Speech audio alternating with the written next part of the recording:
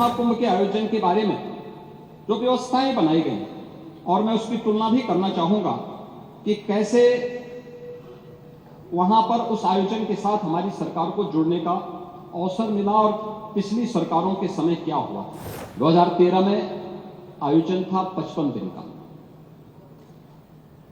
और 2025 के महाकुंभ में आयोजन है 45 दिन का। इस प्रकार का दुष्प्रचार लोग करने में लगे हैं। उत्तर प्रदेश को, महाकुंभ को, सनातन धर्म को बदनाम करने के लिए, देश को बदनाम करने के लिए जो साजिशें रचने वाले तत्व हैं वे लगातार इस प्रकार का दुष्प्रचार करते हैं। देश के अंदर की किसी बड़ी दुर्घटना को प्रयागराज के साथ जोड़ना, इस प्रकार के लगातार वीडियो सोशल मीडिया हैंडल के माध्यम से और डिजिटल मीडिया के प्लेटफॉर्म पर भी आप देख सकते हैं। उस स्थिति को सोचिए जब मॉरिशस के माननीय प्रधानमंत्री 2013 में प्रयागराज महाकुंभ में पधारे थे, गंगा में गंदगी देख करके, अव्यवस्था देख करके, पॉल्यूशन की मात्रा को देख करके उन्होंने स्नान करने से इनकार कर दिया। महोदय, इसके बारे में बहुत सारे दुष्प्रचार किए गए और बहुत सारी चीजें उन पर मैं भी उसी पे मैं चर्चा करूंगा। लेकिन मैं इससे पहले महाकुंभ के आयोजन के बारे में जो व्यवस्थाएं बनाई गई और मैं उसकी तुलना भी करना चाहूंगा कि कैसे वहां पर उस आयोजन के साथ हमारी सरकार को जुड़ने का अवसर मिला और पिछली सरकारों के समय क्या हुआ। अब आप लॉजिस्टिक की ही बात करते हैं महोदय, मैं जो भी चीजें वहां कुंभ के आयोजन के साथ जुड़ी, 2013 के साथ अगर हम जोड़ें इसको, 2013 में प्रयागराज कुंभ के साथ देखें, 2013 में आयोजन था 55 दिन का और 2025 के महाकुंभ में आयोजन है 45 दिन का। ये आयोजन की तिथि न मैं तय करता हूं न सरकार तय करती है। ये हमारी धार्मिक व्यवस्था का एक हिस्सा है और उसके अनुसार जो मुहूर्त होंगे उस मुहूर्त के अनुसार ये आयोजन तय होते हैं। ये पौष पूर्णिमा से और महाशिवरात्रि के बीच का आयोजन कुंभ के आयोजन के लिए होता है। यही आयोजन इस पूरी उसके साथ जुड़ता है। मेले की अवधि 55 दिन थी 2013 में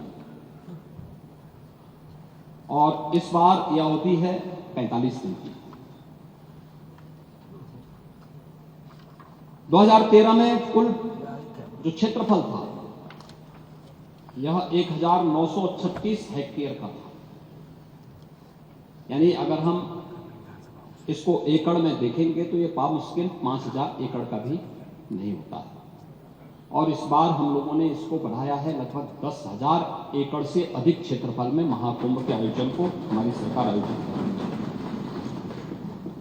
2013 में 14 सेक्टर में था, इस बार ये आयोजन है 25 सेक्टर में। पार्किंग का स्पेस जो आपके पास था उस समय कुल 635 हेक्टेयर में आप लोगों ने पार्किंग की सुविधा दी थी और इस बार हम लोगों ने पार्किंग की सुविधा दी है 1850 हेक्टेयर में। केवल पार्किंग की सुविधा दी, यानी 4000 यानी 5000 एकड़ से अधिक क्षेत्रफल में केवल पार्किंग की सुविधा दी है। 2013 में प्रयागराज सिटी के अंदर हमारे पास एक अवसर होता है कि इस प्रकार के आयोजन सिटी के एक निश्चित डेवलपमेंट के प्लान को भी आगे बढ़ाए। आपने देखा होगा 2013 में प्रयागराज सिटी के बारे में कोई आरओबी नहीं, कोई पक्के घाट नहीं, रिवर फ्रंट के लिए कोई कार्य नहीं हुआ। लेकिन हमारी सरकार को ये सौभाग्य जाता है कि 2019 में हमने 9 आरओबी और 6 अंडरपास बनाए थे और 2025 में हमारी सरकार ने जो पैसा वहां खर्च किया उसमें प्रयागराज सिटी के अंदर 14 फ्लाईओवर बनाए हैं, 14 नए फ्लाईओवर बनाए हैं, 9 उसमें पक्के घाट बनाए हैं, 7 रिवर फ्रंट रोड का निर्माण किया गया है। अस्थायी घाट 2013 में केवल 4 किलोमीटर का था, इस बार जो अस्थायी घाट बने हैं वह 12 किलोमीटर का बनाया गया है। शटल बसेज आप लोगों ने 2013 में एक भी नहीं चलाई थी, याद करना। ये शटल बसेज ही फ्री में श्रद्धालु जनों को कुंभ के नजदीक क्षेत्रफल में संगम के आसपास के क्षेत्र तक पहुंचाती है। एक भी नहीं थी। इस बार 550 बसेज केवल शटल बसेज हैं जो श्रद्धालु जनों को वहां तक पहुंचाने का काम कर रही है। रोडवेज की बसेज आपने 2013 में कुल 2300 खरीदी थी। इस बार हम लोगों ने 7000 बसेज केवल श्रद्धालुओं की सुविधा के लिए वहां लगाई है। बस स्टैंड आपके समय में मात्र 3 थी, हमने 7 बनाए हैं। सड़कों के चौड़ीकरण का कार्य आपके समय में मात्र 55 का हुआ था। हम लोगों का सौभाग्य है कि 19 में 125 सड़कों को 2 लेन से 4 लेन, 4 लेन को 6 लेन में, और 2025 में 200 से अधिक सड़कों को हम लोगों ने इसके साथ जोड़ा है, जो 2 लेन से 4 लेन, 4 लेन से 6 लेन बनाने का काम हुआ है। नालों की स्थिति, एक बड़ी चर्चा इसमें हो रही है और मैं सोच रहा था कि हो सकता है कि कुछ माननीय सदस्य इसके बारे में यहां चर्चा भी हो सकता करेंगे, लेकिन हो सकता उनका संज्ञान नहीं आया होगा। और है जिस प्रकार का दुष्प्रचार लोग करने में लगे हैं, उत्तर प्रदेश को, महाकुंभ को, सनातन धर्म को बदनाम करने के लिए, देश को बदनाम करने के लिए जो साजिशें रचने वाले तत्व हैं, वे लगातार इस प्रकार का दुष्प्रचार करते हैं।